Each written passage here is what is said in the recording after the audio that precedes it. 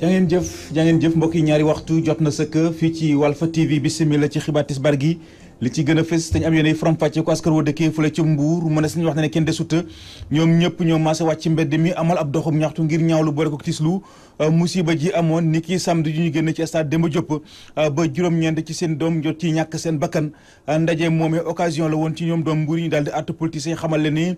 bëggatuñ leen a gis foofee ca diwaanu Mbuur ci biir xibaar tam daa ngeen ci dégg leeral yu tukkee ci kii di Thierno Daff ci jamono joojule askan wi dëkkee ci wetu stade bi moom ñoom daal la ñuy sàkku moo ñu jëlee fi stade bi la ci biir xibaar tam daa ngeen ci dégg leeral yu tukkee ci kii di Mamou Gassama liggéeykat yi nekk ci Séné India di ab société boo xam ne nii dañu ko taxawal fële ci diwaanu Louga ci gox bii di jokkul jëwriñ mbetteel la ñu am gannaaw ba ñu xëyee gis Khalifa Dia muy coordonnateur parti bi di APR ci diwaan ba ànd ak askan wa dugg ci barab ba daal di daaneel lépp la nga xam ne nii moom lañ fa jotoon a def yemuñu ca waaye dañoo jël ay xeer boole ko ki dénk daal di fatt forage boobee mu doon loo xam ni lu métti la gaañ ba tax ñu yëkkati ci ay kàddu ci biir xibaatam daa ngeen ci dégg leeral yu tukkee ci kii di Omar Kayre kon mbokk yi li mooy li gën a fës ci bopp xibaar yi yéen mbokk yi saxoo dégloo ko seetaan Walfa TV asalaamaaleykum.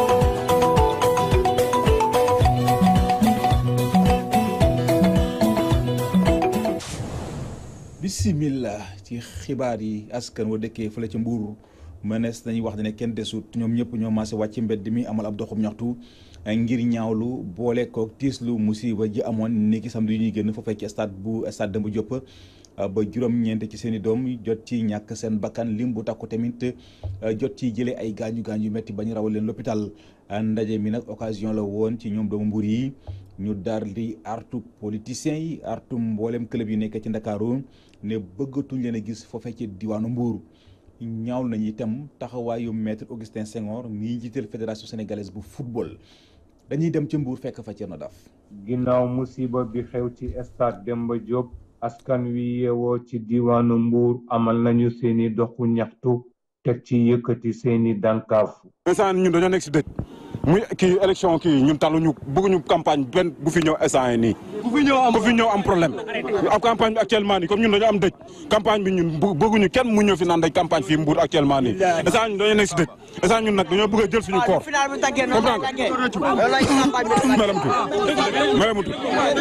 maram tuuti ñun doomu Mbuur lañ ñun gis nañ lépp lu xew démb Wakaam waa Wakaam xam na li ñu def ñoom teguñu ko fenn ñu boole nag lu commencé Macky Sall ñoom ñëpp ba suuf ñëpp lañ la ñëpp waaw opposition tamit ñëpp dañ soxla ñëpp daal bëgguñu kenn daal mu ñëw fi waaw politicien bu fi ñëw dinañ am ak moom problème politicien bu fi ñëw dootoo dellu billaahi ni ñu def gaayee ne noonu lañ leen di def billaahi politicien bu fi ñëw ni ñu def suñu mbokk yi noonu lañ leen di def politicien bu fi ñëw di campagne soo boobaa afatir nañoo pare soo boobaa moo ñu tooñ parce que ñun dañoo am dëj actuellement nii président bu fi ñëw nag di suñu la sànni xeer yow yaa perte amul Wakaam amul US Gorée amul Dakar yaa ngi dégg mais ba équipe bu jógee town di ñëw Mbuur barki borom daaru doo ñibbeeg Bakel man maa la wax lii muy politicien muy Dakar amul baat ñi amul dara. biñ ci jógee nag ñu teg ci seeni bëgg-bëgg li ñuy ñaawlu ak seeni càkkutéef. ñun nag li ñu déclaré mooy ñun ak Wakaam mënatuñoo bokk championnat Sénégal bu fekkee mënuñoo aj Wakaam à vie kon ñun doy nañ championnat Sénégal nañu aj ñun à vie bëgg nañ waaye Mbuur fii Wakaam dootul ñëw fubal si Mbuur moom loolu moom ñun d'accorduñ ci. dañoo agressé assassiné ñu rey suñuy doom rey suñuy xarit rey suñuy rakk yu jigéen souvent devant la sécurité ñu taxaw président Saliou Samb dañ ko fekk fi mu loge bu ko assassiné 20 personnes fekk nañ ko fi bu koo rey ne ko boo wàccee ñu rey la bu doon waa ñaari tali dañ koy rey. moo fi jeex sax te xam nga lu may ñaan ñu tëj stade bii stade Demba Diop bii nañ ko tëj di xool leneen lu ñu def. yaa ngi dégg teg waa Mbuur laay lancé appel ñu leen di may ultimatum 72 heures lañ leen may bu ñu amul lenn lu ñu leer ci enquête bi danañ gis lu ñu mës a gis te dañuy ñaan ñëpp caravane bu fi am te bu ñu deful ndànk élection du am biir Mbuur gii loolu moom que ça soit clair et net ndax lu ñu métti nañu trop élection du fi am bu ñu amul ay preuve leer élection du fi am sanction bu amul élection du fi am loolu que ça soit clair. askan wi nee nañu dañoo bëgg tam ñu ubbi benn commission nu mu gën a gaawee ngir leeral mbir mi yëpp. responsabilité yi nañ ko situer il y a 4 parties ñu war a situer premièrement mooy les organisateurs la ligue professionnelle mënuma comprendre un match de cette envergure nga jël ay 50 policiers di ko fa teg deuxièmement les autorités fédérales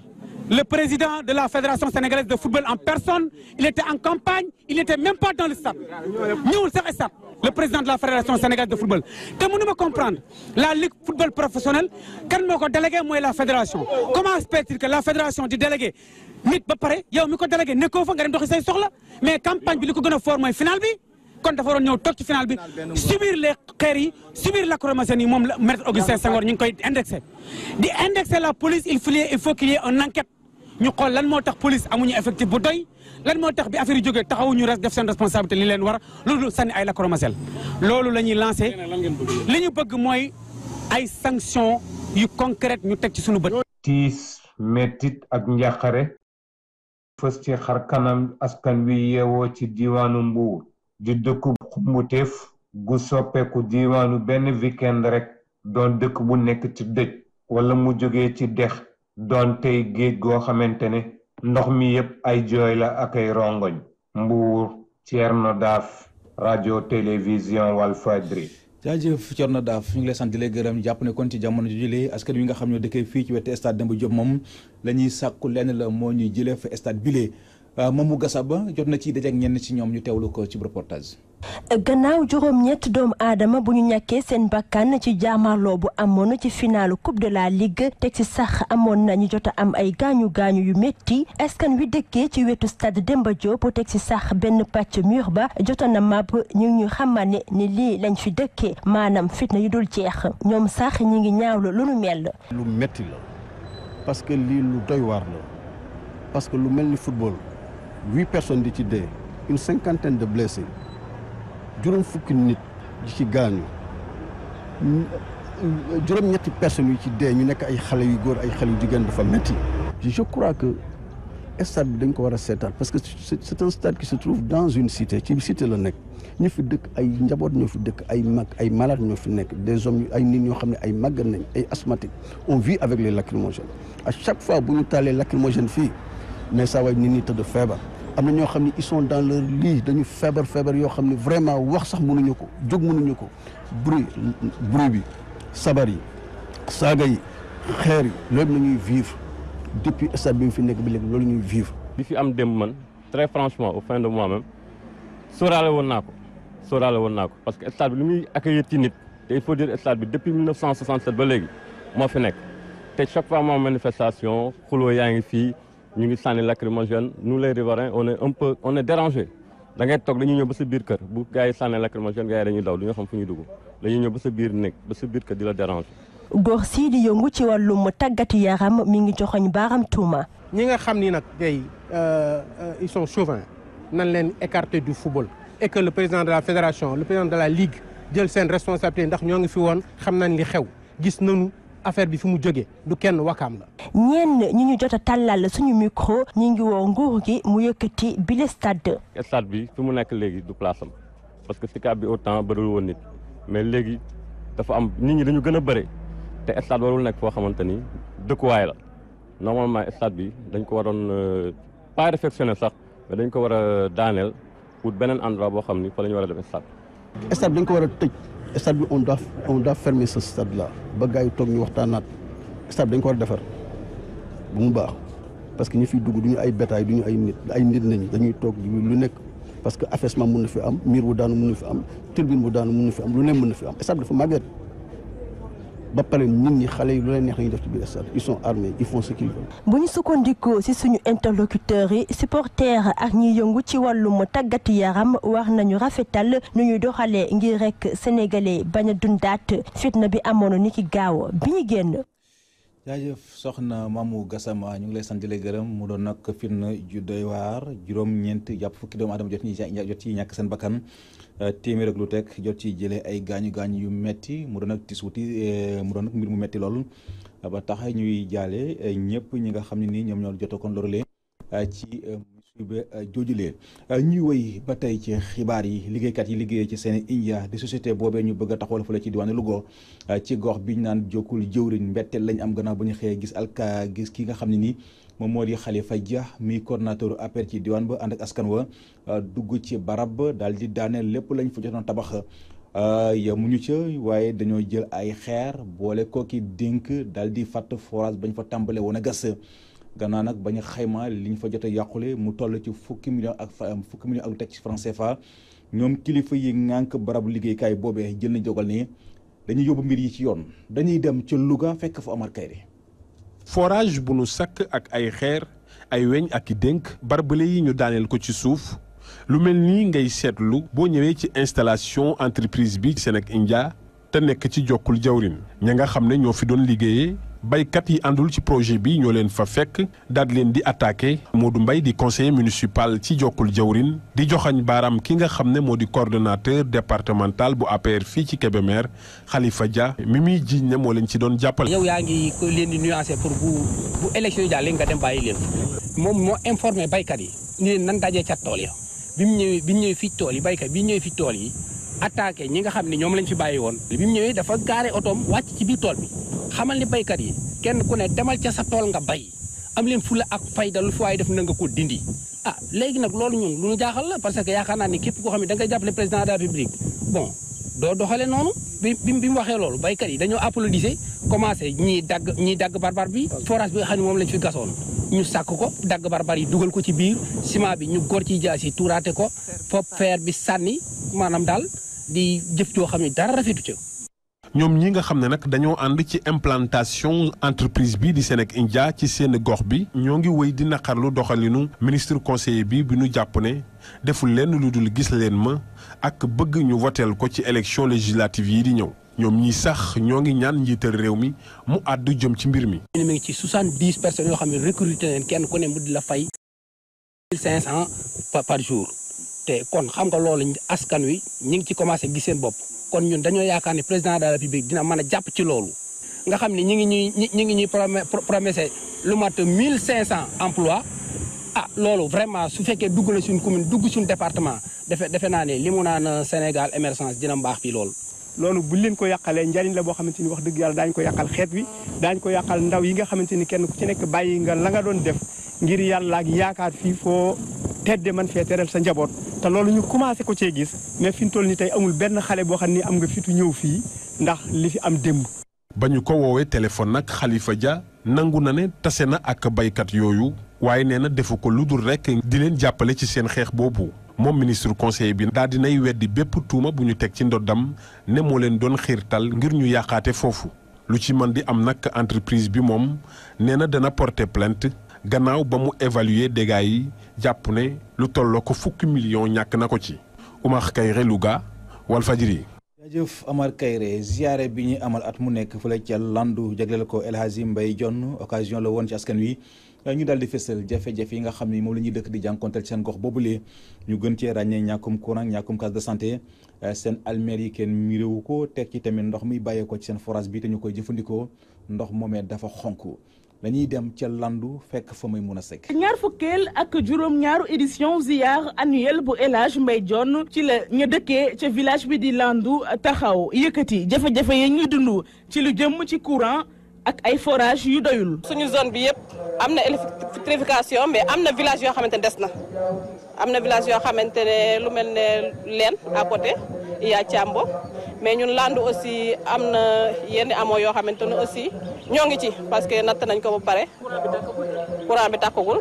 mais am nañu promesse day tàkk léegi day tàkk balaa élection incha allah ndox am na dëkk bi am na ndox mais lu ñu mën a wax ne ndox mi doyul man pour man de ndox am na fi ndox mi dafa xonk ndoxu forage la ndox bi ndoxu forage la mais ndox bi dafa xaw xonk. ca Landu nag pour nit am fa faj mu baax da ngay def ay kilomètres génn dëkk ba te yoon ya ñuy jaar dara baaxu ca lu jëm ci njàngum xale yi nag miiru école yi la ñuy laaj pour ñu clôturer leen nu mu gën a gaawee. case de santé mooy premier soin boo xamante ne ñun ci village bi bëgg nañu ko pour ñu mën koo am fii koo xamante ne feebar na jigéen boo xam ne toll na ci am jigéen yoo xamante ne mën laa assister gaaw yóbbu la ñu mën laa évacuer rapidement. ña yeewoo ca Landu nag ñu ngi woo ñi nga xam ni ñoo di autorité administrative yi ngir ñu clôturer leen li nga xam ni moo di seen i armeer ndax dafa jege dëkk ba loolu ñu yokk ca tam ni bu ñu sañoon dëkk bii di Landu am juma ju mag joo xam ni dañ koy duppee El Hadji Mbaye Dione moom moomule sax nekkoon boroom xam-xam bu mag boo xam ni def na lu ne pour seen dëkk boobule. Thiès Maymouna Seck pour la radio télévision Walfadjri. wax ci wàllu njàng mi mboolem way juru ndongo ya nekkee fële ca Tambacounda ñu ngay fesal mbetteel ak njàqare gi ñu am jëm ci njuréef yu bon yu tukkee ci examen bac bile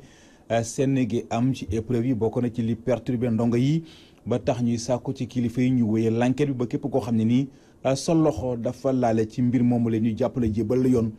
Famara Diédhiou moo jiite mbootaay gi dajale way juru ndongo ya nekkee ca Tambacounda am na ci ay kàddu yu mu ci rotal ñu teewlu ko ci micro Alassane Ba. li ma ci am comme jàngat mooy mbette déception ak jàqare parce que ñi parents d'élèves yi li ñu doon xaar mooy ay résultats yu baax defe naa ne ku nekk day na sa waar pour ñu egg ci bés bi jàngalekat yi déroulé nañu seen programme lu mu waree parents d'élèves yi defe naa gunge nañu seen doom yi élèves yi aussi defe naa béy nañu baax révisé nañu bu baax pour véritablement ñu mun a am lijaasa bi yàlla di def maa jàqare ñëw en tout cas mun nañoo wax ni de toute façon li am jógewul Tamba li ñu dal résultat yi mel na ni mu mel parce que tout simplement fuite am na parce que tout simplement fraude am na élèves yi sonn nañu am nañu jaaxle évidemment kon notes yi mënuñu mel ne leen lu dul nii d'abord le fait que nga jox sujet élèves les premiers sujets étaient à leur portée jékki-jékki rek ñu ne noonu loolu amatul leneen ngeen di def ça désarçonne complètement en fait day perturber élève bi même su dul élève sax même su dee adulte la mais da ngay jaaxle ensuite bu ñu fàtte ni juróom-ñetti weer ngi nii ñu ngi jàng ñetti weer ngi nii ñu ngi réviser yu métti fukki bés ngi nii ñu ngi ci njàng mais tina méttaay boo xam ni véritablement c'est pas ça qu'on attendait ñu waajur yi c'est pas ça qu'on attendait enquête bi li ñuy ñaan d'abord ñu ngi suivre daal li ñuy ñaan état bi na enquête bi dem ba terme bu xam ñi ko def ñëpp xam ko ñu diffuser ko ñëpp xam ko pour ñu saafara jàngoro parce que jàngoro la boo xam ni soo moytulee génération yi bii ñëw day law te finalement sax fi mu ne ni bachelier 2017 bi série L soo watul ñu am problème pour dem inscription parce que dafa taq suuf nit ñi naan ne généralement dafa taq suuf ñaan yàlla suñu xale yi ci des les rescapés d'aller dire de l'hécatombe ci des yàlla may leen ndam deuxième tour. mu wax lu day kàddu yoo xam ne nii ñu ngi ko nangoo ci Famara Diédhiou mu doon àddu kon ci micro Alassane Diallo ca commune Médina Gounass fa la ñuy jëm ndaw yu bare yu nekkee ca gox ba dañoo réeree ni mairie yi doxee muy nag lu metti lool kuréel gi nga xam ne nii moom la ñu duppee ci national association pour le développement de Médina Gounass ba tax ñu woo dajale mboolem ndaw ya dëkkee ca gox ba ndaje moomee Théodore Semedo lañ fa yebaloon. ngir ndaw yi xam ni ñuy yoree mairie waaye tamit ñu gën a dugal seen loxo si ni ñuy yoree seen koppar ci bokk moomeel yi loolu nag mooy yiite yi nga xam ne association pour le développement de Médina Gounass di dox. bi ñu identifier ay groupe de jeunes fii ci Médina Gounass bi ñu amee idée yooyu il est question que ñu bind ko en micro projet tey ñu organiser ñu partager ko ak autorités yi ak communauté bi nga xam moo seq yooyu yëpp pour que ëllëg suñu koy def ñëpp mën a jàpp ni lii ñun ñëpp ko moom mais aussi mën a garantir succès ni du yàqu buñ fi jógee. benn lël boo xam ne dañ ko amaloon te bokkoon ko ak seen i naataangoo yi xam ne ñoo bokk ci kuréel bi ñu ooyee EF tax na nag ndaw yi fa nekkoon doon nag wax ñoom lan mooy seen jaaxle ci ni ñu yoree mairie bii. bassin bi kenn du ko laal ndax am nañ fa période peut-être man am naa lu ma ci xam ne ñoo xam ne xamuñu dara ñoo bëggoon nga leeralal ñu. budget bi nga xamante ni moom la commune bu Médina Gounass am. ak pourcentage bi nga xamante ni moom lañ jagleel ñun ñi nga xamante ni ñooy ndaw ñi. la ngeen prévoir pour changer situation par rapport à la santé et par rapport à l'éducation. ci loolu nag kii di maire gox ba moom buñ ko laajee ci soxla yooyu askanam taataan lii la ci rotal. Médina Gounass benn école la école bi dafa fekkoon xale yi cycle bi motul woon ñoom ñoon jaar ci ay bâche te yàlla def na suñu partenaire muy PIDES ak plan tabax école bi ba cycle bi tey mot na santé bi aussi. ñun mairie bi tabax nañ foofu ay salle ba nga xam ne yokk nañu nit ñi naka lañ doon doon fajoo ñu ngi subvention tamit ay garab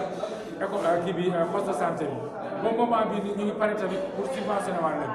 bassin yi tamit ñu ngi koy préparer pour aménager ko ak état bi mu ngi préparer pour aménager ko ADM mu ngi ciy liggéey pompage bi tamit ONAS tamit mu ngi ciy góorgóorlu bu dëgg yàlla dinañ fexe def benn parcours sportif alentour bassin yi éclairage public bi tamit ñu ngi ciy góorgóorlu donc je pense que jeunesse yi questions yi ñu doon laaj yëpp tontu nañ leen dañ gën a liggéey ak ñoom ci jëm ci budget bi ba nga xam ne dañ nekk budget participatif ñoom dañ xam mairie bi li muy liggéey ak budget bu mu yore naka lay duggee ci askan bi naka lay eggee ci askan bi loolu laa ci amoon nga sant nañ ko. ñooñu bokk nag ci kuréel association pour le développement de Médina Gounass ñoom ñu ngi xamal ne ba tey fas yéene ni gën a gindi ndaw yi ak askan bi ñu gën a dugal seen loxo yi ñu yore seen gox ki doon jox ko yéen fii ci diwaan Médina Gounass Théodore Semedo ko Fadil.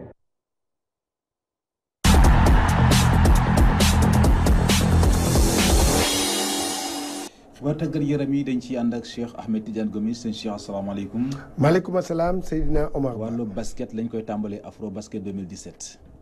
waaw Seydina Omar Ba Afro Basket 2017 sunu gaynde yu góor yi nag xam nañu ñan la ñuy dajal ci seeni ci phase de poule yi kon nag gannaaw bi ñu defee tirage bi waa ñi di waa FIBA Afrique léegi nag poule yëpp a ngi nii poule yëpp leer na. dafa am ñaari poule yoo xam ne Tunis la ñuy joué seeni ay jongante mooy poule A bi foofu la Nigéria champion d'Afrique ak Mali Côte d'Ivoire ak RD Congo ak poule C bi nga xam ne Tunisie la Rwanda Cameroun ak Guinée Guinée Conakry dégg nga ñoom ñooy joué li nga xam ne moom mooy fële Tunis Ndakaaru nag ñaari poule moo fi am Angola République centrafricaine Maroc ak Ouganda moom mooy ñoom ñoo nekk ci poule D bi poule C bi ki fa nekk mooy Égypte Sénégal Mozambique ak ki nga xam ne moom mooy Afrique du Sud ñoom ñoo nekk ci li nga xam ne moom mooy poule kii bi kon nag ñu ngi nii léegi nag Sénégal programme am ñan lay kan lay njëkk a joué ak ku muy mujjee joué ñu xool mu ngi nii Sénégal bu maanaam juróom-ñetti fan ci weeru septembre lay daje ak Afrique du Sud lay ubbi Mozambique daje ak Égypte ci samedi bi nag xam nga dañ ko tegle vendredi samedi dimanche la ñuy joué après Sénégal day joué ak Égypte jeexale ko ak Mozambique le 10 septembre balaa bu dee qualifié na nag mu dem Tunis foofu la ñuy joué quart de finale demi-finale ak finale loolu moom mooy li nga xam ne noonu la mbir mi demee ñu des ba léegi ci Afro Basket boobu Kabir Pen kooku nag beneen gaynde la woon nekkoon ci équipe nationale waaye nag ci Afro Basket bi du ci dem waaye nag joxe na xalaatam ci chance su Sénégal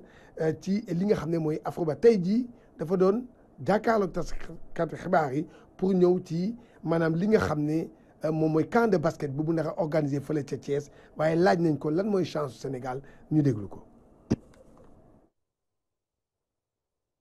il faut que ñu arrêté événementiel yi rek di def mettre en place ay projets xam nga tamit bu ñu demee au dernier moment léegi nii ne Sénégal moom mooy organiser kii xam nga tamit dafay déséquilibrer projet xam nga dañ koy construire. ba pare aussi li nga xamante ni moom moo ci nekk rek loolu noonu yëpp dañ ko fàtte li nga xamante ni moom moo gën a yitte réew mi mooy am nañu peuple boo xamante ni dinañu pour mériter na Coupe d'Afrique am nañu ay techniciens yoo xamante ni mérité nañu Coupe d'Afrique basket bi mérité na Coupe d'Afrique am nañu ay joueurs yoo xamante ni mérité nañu Coupe d'Afrique ça veut dire que ni bu ci ñëpp jàppee rek articulation rek bu ñu articuler lépp rek lu ne ku ne fi nga xamante ni moom nga nekk li nga war a def nga def ko loolu moom mooy indi ndam li. mu ko kon Afro Basket bi kañ lañ koy tàmbali. ñu koy tàmbali le 8. waaw moom mooy phase de poule yi. ñaari poule Tunis ñaari poule Ndakaaru. kon nag jàpp nañ ne kon nag xam nga ba léegi état waxagul ndax dañ koy organiser waaye nag li ñuy dégg nii comme que waa FIBA nee nañu joxe nañ nee nañ Sénégal match yi moo fay am. kon nag jàpp nañ ne que Sénégal lay organiser. j'espère que pelouse bi baax na rek. ñu des ba tey ci wàllu stade wax ci li nga xam ne nii moom moo aju kon ci wàllu que ci Ndëngéej stade Ngalandou Diouf ñu ngi koy liggéey waaw li ñu xew-xew bi mooy xibaar bi waa kii yore travaux yi li mu joxe de moom nee na mois d'août stade bi daal dinañ ko jox waa kii fin août waa Tëngéej daal dinañ jot seen stade fin août. loolu de neex na loolu la daal léegi ñu topp nag ñu dem nag ci reportage Nasib Sagna bi. autorités yi Tëngéej nag ñoo def benn visite si stade Ngalandou Diouf pour xool liggéey bi nu mu fa demee juróom at a ngi nii le stade bi ñu koy tëj waa AGETIP nag ñoo xam ne ñoo yore liggéey bi ñoom lii leen ci wax. am na ñetti fànn bu njëkk bi moom mooy disons tout ce qui est bâtiment yu nekk fi mooy tribune yi beneen aspect bi moom mooy couverture bi toiture bi nga gis nii ñetteelu aspect bi moom mooy gazon bi bu njëkk bi mooy génie civil moom mooy tout ce qui est tribune yi ngay gis nii soo xoolee bu baax entreprise avancé na si bu baax a baax en certain moment fallait que mu taxaw pour tribune bi pour permettre kii def toiture bi mun a liggéey toiture ba pare moom mun a yeggali les travaux de finition ci étape boobu la ñu nekk. ñetteel bi moom mooy gazon bi nga xam nga pour l' essentiel balaa gazon di tegu foog ñu def benn travail de fond moom lañ def nii ba mu pare nii li si des moo ñëw lal gazon bi. pour dire que d' une manière générale ça se passe très bien il y a une bonne supervision. yaakaar nañ ne donc effectivement suñu continuer nii te amul benn teq boo xam ne imprévision la. normalement fin de août war nañ mën a jeexal en tout cas pour l' essentiel. ñi fa mën a pratiquer mën a ñëw. waa mairie nag ñoo xam ne dañoo jiite visite boobu nag ñoom lu ñu wax moo di. kontaan nañu si liggéey bi. visite bi nag dëgg-dëgg suñu xel dal na si parce que li ñu gis fii amu fi woon waaw te xam ne tamit lii fi am tey jii moo gën fuuf la fi amoon ëpp na sax suñu njor te yaakaar naa te bu ñu ko waxee tamit askan wi tamit dinañ si jëlee mbégte mu mag a mag a mag. ñun maire yi pare nañu bu ñu joxoon suñu caabi tey jii. suba li fi war yëpp pour l' entretien du stade ñun pare nañu. ancien footballeur tamit ñoom ñëw nañu tamit pour joxe seen kaddu si liggéey bi waaye nag ñoom bu ñu kontaanee si liggéey bi lu ñu wax ndaw yi mooy lii stade war ñu ko yàq ndaxte ñëpp a ko bokk. ñun ancien footballeur de Rufisque ñoo si ëpp contentement. loolu wax leen ne leen ñu yaru créer ay amitié si football bi et non des ennemis lii ñu am nii bijou bi ñu conserver ko xam ne toog nañ juróomi at. ñu fexewaat ba bañ a toogaat lu mat ñaari at sax pour bañ a football parce que bañ a football pertement. stade Ngalandou Diouf dañ ko tëj juróom at a ngi nii liggéey bi avancé na bu baax a baax waaye ba léegi bu ñu xoolee bu baax am na lu bëri yoo xam ne ni des na ñu xaar pour mu pare fii si Rufisque nañ Sagna télévision Walfadjri. voilà kooku moo doon Najib Sagna di doon ñëw ci mbirum stade Ngalandou Diouf jeex na. ah jeexagum na de. jaajëf Cheikh Ahmed Tidiane Gomis ñu ngi koy sant ko gërëm mbokk yi kon ci foofulee ci la ñuy tàbbisee ak yéen ci ñaareelu xaaju xibaar yi tey jii benn ponk la te mooy li ci yéenekaay yi ki ko nafar Abdoulaye Bopp la.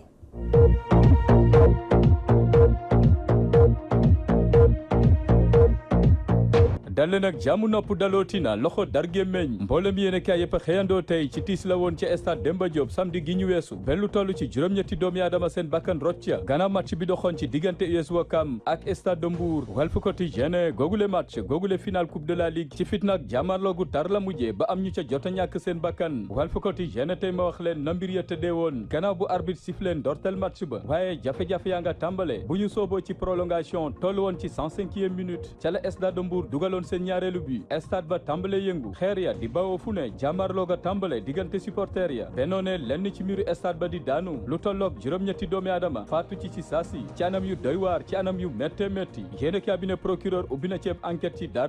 jot na yebbal waa gendarmerie ñu aaki ji groupe Walfadjri mi jotoon a filmé lu takku ci googule match gendarme ya jot nañoo gëstu film gi ni mel ngir mun cee soobu ci enquête yéene cabinet ña ngay wër ay supporteru US Ouakam Walf Quotidien dikkaat ci karangi match gi ni mel ne ana police su Sénégal mi ñu bàkk saay su ne mi ñu kañ saay su ne yéen cabinet yàggul dara njiitu réew mi Macky Sall ci 4 avril gi ñu weesu jot na leen a sargal jot na leen a jaajëfal ba ca bitim réew police su Sénégal jot nañ ko fa naw yéen cabinet seen taxawaay ci réew mi des na lool gannaaw li xew keroog ca stade Demba Diop lim bu néew ci ay policiers ya fa newoon yéen cabinet moom police ma ñu joxoñ baaraamu tuuma ci taxawaayam ci match gi ni mel mujjee na ca raxasu ba set wecc daal di joxoñ baaraam US Ouakam yéen cabinet nguur gi faf naa doon sapeur pompier gannaaw bu jee ji amee ba noppi ubbi na ceeb enquête yéen cabinet dañoo bàyyi ba jaan jàll ñuy door ca watit wa leneen du Walf Quotidien gëstul askan wi mooy football ci réewum Sénégal ndax dañuy wéy di amal football wala jotul ñu dakkal ko yéenekaay bi gis ne dafa mel ni football jigul Sénégal yéenekaay bi taxaw ci melokaanu stade Demba Diop gannaaw la fa jota daanu ba jur musiba yéenekaay bi jox kàddu Moustapha Bey di ingénieur en construction xam-xamam màcc jëm ci wàllu tabax jot naa dànkaafu jot naa artu nguur gi ne bu weesoo stade Demba Diop nguur gi na jóg ci yeneen stade yi xool seen taxawaay ak seen melokaan ndax lu bari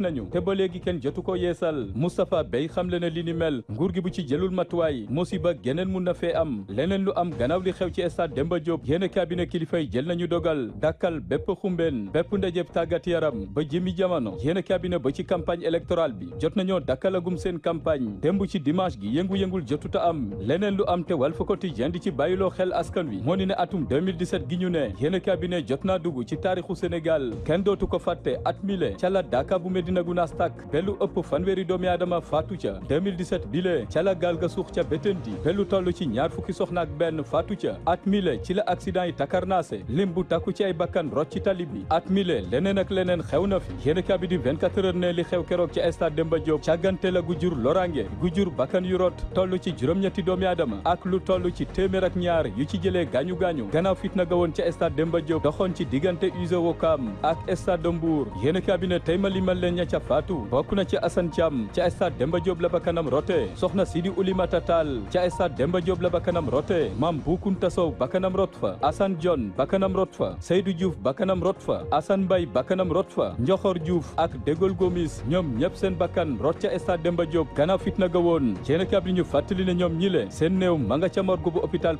principal laata ñu leen di jàllale ci hôpital Le Dantec ngir amal autopsie laata ñu leen di jébal seen jaboot yéene kabi di samp ab laaj ne ana li xew ana lu sooke Sénégal boobu ba tey mu ngi ci fitna ana dekkum teranga gañu doon bàkkee Sénégal yéene kabi gis ne saay su ne askan wi ñu ngi gën di xuus ci fitna réew mi quotidien des ci réew mi génnagul stade Demba Diop ne lu toll ci juróom-ñetti doomi aadama ñoo ca faatu téeméer jëlee ci ay gaañu-gaañu yu metti yéene kabi ne lu ñu munta nangu la fa xew càggante la yéene kabi gis ne ñun ñëpp la kenn ku ne laale na ca yéene kabi ne xoolal réewum Sénégal mi ñu ne réewum jégal la réewum diine la réew moo xamante ne terangaam fuñ ko natt weesu na ko tey jii Sénégal bile xàmmee ko jafe na lool ndax jéey yi fi am saay su ne yéene kabi ne xoolal keroog li xew Demba Diop ak lim bu néew ci ay policiers ya fa newoon te moo ne de keroog lim bu takku ci ay policiers ya ñu yóbbu ca Sangalkam ngir coow bañ a am diggante Omar Gueye ak maire ba di Ndiagne Diop yéene kabi di l'Observateur gis ne li xew ci diggante Izo Ouakam ak stade de Mbour yéene kabi gis ne maa tey la bilan gànca xaymaagum tolloogum na ci juróom-ñetti doomi aadama yu fa faatu am ñu ca jëlee gaañu-gaañu kenn ca ña fekkee mbir ya ay kàddoom ci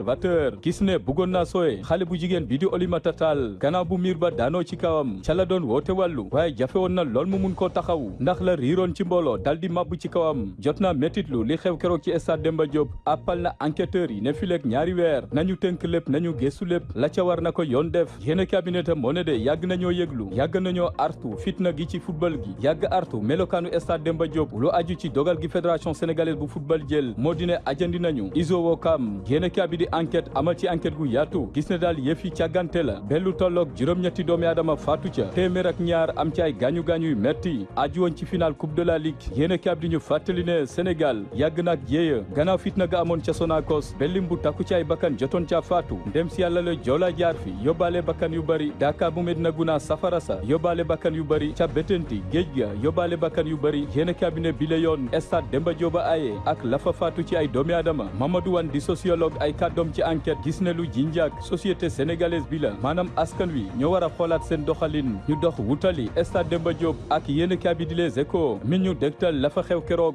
yéeme na lool daw na yaram lool yéene cabinet keroog rongoñ laal na suuf jéegu méttee fa am yéene cabinet bu ñu fàttaliko te moo ne de protection civile yàgg na artu nguur gi ñetti at a ngi ni ci melokaan ak màggetaayu stade Demba Diop bu dee procureur de la république sàkku na ci waa dig ñu amal ci gëstu bu yaatu ca na mu gën a gaawee yéene cabinet tey ji ci altine ji ci la procureur fas yéene amal janook taskatu xibaar yi ngir mun cee gindee askan wi njiitu réew mi Macky Sall ne daan ya ca war nañ ko ca jël Izo Ouakam jot nañ ko ajandi maanaam tegeegum nañ ko wet ci wàllu football yéene cabinet di Sud Quotidien xoolal keroog li xew ci stade Demba Diop doy na waar lool ne lu tiis a fa am ay ndaw faatu ci anam yu doy waar juróom-ñett lañu téeméer am ci ay gaañu-gaañu yu metti Sud Quotidien yuuxu ya jibe na ca Mbuur njaboot ña ca loru kenn mënatu leen a téye ña ngay jooy seen doom ñu dem ci l'évidence mi ñu xëy fàttali ne batolo Joola geneen juddu na di stade Demba Diop ak la fa faatu ci nit yéene cabinet di las ne kenn mënta natt dayoom la fa xew keroog ci stade Demba Diop njuumte ga fa am ak càggante ga fa am ba jur loraange ci askan wi ñoom ñëpp Mbuur lañu fekk baax yéene cabinet gannaaw fitna gi ni mel procureur war cee jàkkaarloog taskatu xibaar yi njiitu réew mi Macky Sall ne enquête bi war taweesu ñaari weer ngir ñu xam lépp